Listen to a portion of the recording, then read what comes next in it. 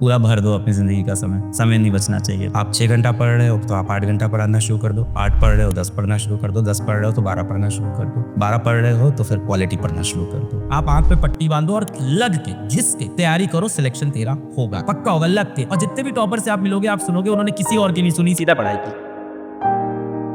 दिन भर जब आपको लगता है आपको काम करना चाहिए तब आप किसी और चीज में फंसे रहते हो। करोगे क्या? आप बिजी हो जाओगे दोस्तों से बात करने। जिस समय आप उससे बात कर रहे हो उस टाइम आपके दिमाग में क्या चलता रहेगा? पढ़ाई करनी है, पढ़ाई करनी है। दिमाग में लगातार यहाँ से लगातार सिग्नल्स आ रहे हैं, पढ़ाई करनी है, पढ़ाई करनी है। पर दिमाग में बैठा है एक शैतान, वो कह रहा है कोई बात नहीं, हो जाएगा, हो जाएगा, चल बाबू आराम से बात कर, हो जाएगा, मैं संभाल लूंगा। फिर लगता है कि अब पढ़ाई करनी है, फिर लगता है 10 मिनट मोबाइल, और फिर दिमाग से लगातार सिग्नल आ रहा है कि अभी भी समय बाकी है, अभी भी पढ़ ले, अभी भी पढ़ ले। ये लगातार चलता रहता है। ये जो एक्सटर्नल वर्ल्ड है ये आपके दिमाग को अफेक्ट क्यों कर पा रहा है? क्योंकि आपका दिमाग कहीं ना कहीं खोखला हो गया। आपके अंदर अपने लिए, अपने एम के लिए, अपनी जिंदगी के लिए, अपने माँ बाप के लिए, अपने गोल के लिए सीरियसनेस खत्म हो चुकी है। इसीलिए एक्सटर्नल वर्ल्ड आपको अफेक्ट कर पाता है। आपकी जिंदगी में समय कैसे है? आपके पास समय कैसे बच रहा है कि आप दोस्तों से बैठ के चर्चा कर सकते हो, आप बैठ के मोबाइल स्क्रॉल कर सकते हो, आप इंस्टाग्राम पे रील शेयर कर सकते हो, रील देख सकते हो। आपके पास इतना समय बच कैसे रहा है? जाहिर सी बात है आपने अपनी जिंदगी में काफी समय खाली छोड़ रखा है, इस वजह से आपके पास समय बच रहा है। तो पहले तो अपनी जिंदगी का समय पूरी तरह से पूरा भर दो अपनी जिंदगी का समय। समय नहीं बचना चाहिए, पहली चीज तो आपके पास है। आप 6 घंटा पढ़ रहे हो तो आप 8 घंटा पढ़ना शुरू कर दो। 8 पढ़ रहे हो 10 पढ़ना शुरू कर दो। 10 पढ़ रहे हो तो 12 पढ़ना शुरू कर दो। 12 पढ़ रहे हो तो फिर क्वालिटी पढ़ना शुरू कर दो। कहीं पे भी लिमिट खत्म नहीं हो रही है। आप आए हो यहाँ पे किस लिए? एक कॉम्पिटिटिव एग्जाम को क्लियर करने के लिए। इस समय आपके जीवन में क्या लक्ष्य क्या है? कॉम्पिटिटिव एग्जाम को कैसे भी क्लियर करना है, यही चल रहा है ना इस समय लक्ष्य आपका। इसका सोल्यूशन आप देखो तो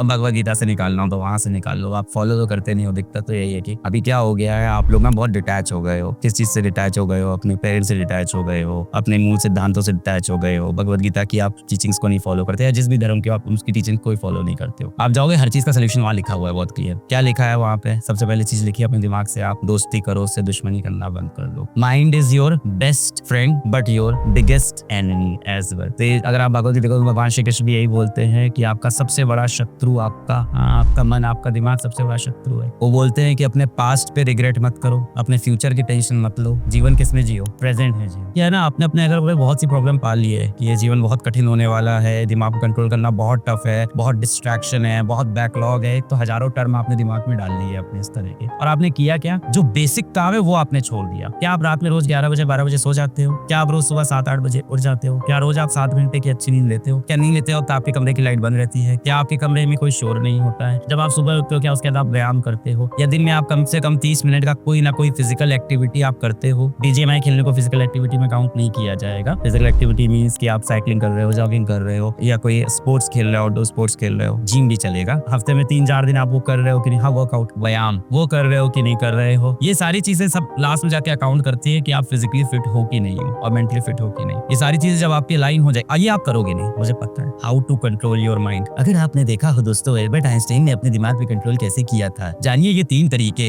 आपको उस रैंडम यूट्यूबर की बातों में भरोसा है, आपको उस इंसान पे भरोसा नहीं है जो दिन रात आपके लिए मजदूरी कर रहा है, मेहनत कर रहा है, आपके माँ बाप। आपको उस इंसान पे भरोसा नहीं है जिसने पूरी दुनिया बताई, श्री कृष्ण। तो जो चीज वहां लिखी है वो आप फॉलो ही नहीं करोगे। आप अपने क्वेश्चंस का आंसर ही गलत जगह ढूंढ रहे हो, रॉन्ग नंबर पे ढूंढते हो। मजाक नहीं है बेटा, ये 1% सिलेक्शन रेशियो है। 1%, 1% का सिलेक्शन रेशियो है। 10,000 बच्चे सेलेक्ट होंगे जब 12 लाख बच्चे, 14 लाख बच्चे एग्जाम में बैठते हैं। और जहां बोर्ड एग्जाम की बात करूं वहां बेटा 2 लाख बच्चों के 90% आते हैं, और यहाँ मैं बात करूं 10,000 बच्चा सेलेक्ट होता है। आप डिफरेंस समझो, एक तरफ 2 लाख बच्चों के 90% आना, तो वो उतना टफ नहीं था। आप यहाँ कम्पीट करोगे 14 लाख बच्चों के साथ। आईआईटी की बात करूं, नीट की बात करूं तो शायद 24 लाख बच्चों के साथ कम्पीट करोगे। और आईआईटी की बात करूं तो 14 लाख में से कुछ 10,000 बच्चा होगा या 12,000 बच्चा होगा जो आईआईटीज में जाएगा। नीट की बात करूं तो 24 लाख में से 40,000 बच्चा होगा जो गवर्नमेंट कॉलेजेस में जाएगा। और इसमें रिजर्वेशन हटा रहा हूं मैं, रिजर्वेशन की सीट्स भी इसके अंदर होंगी। ये रिजेक्शन का एग्जाम है, इसमें रिजेक्ट होना इज आम बात, सिलेक्ट होना इज अ खास बात। अगर आप सिलेक्ट हो गए तो बहुत खास बात है, बहुत ही खास बात है। इट्स नॉट लाइक जैसे आप मोहल्ले में निकलते हो, मेरे 90% आए, दूसरा बच्चा निकलता है मेरे भी 90% आए, तीसरा निकलता है मेरे भी 90% आए। यहाँ ऐसा नहीं होने वाला। यहाँ एक मोहल्ले में आप निकलोगे, मेरा आईआईटी में सिलेक्शन हुआ, आपको दूर दूर तक 4 मोहल्ले में दूसरा आईआईटीएन नहीं मिलता है, क्योंकि पूरे भारत भर से 10-12 हजार बच्चे सिलेक्ट होते हैं। तो इसलिए आप आंख पे पट्टी बांधो और लग के घिस के तैयारी करो, सिलेक्शन तेरा होगा, पक्का होगा, लग के। और जितने भी टॉपर से आप मिलोगे आप सुनोगे उन्होंने किसी और की नहीं सुनी, सीधा पढ़ाई की। बैठ के आप जाओ, पढ़ाई करो।